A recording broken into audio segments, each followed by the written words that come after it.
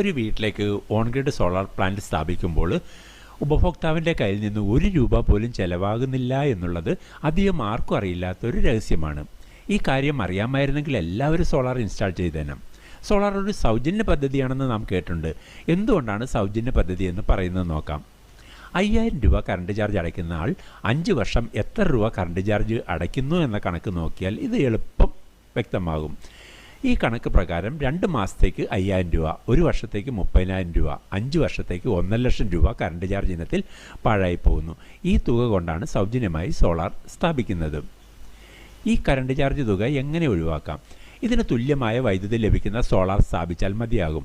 ₹5000 current charge വരുന്ന ഒരാൾക്ക് 720 unit 2 മാസത്തേക്ക് ഉപയോഗമുണ്ട്. 2 മാസം 720 യൂണിറ്റ് ലഭിക്കുന്നതിന് 3 കിലോവാട്ട് ഓൺ ഗ്രിഡ് സോളാർ വെച്ചാൽ മതിയാകും. അതായത് ഒരു യൂണിറ്റിന് ₹7 എന്ന നിരക്കിൽ 720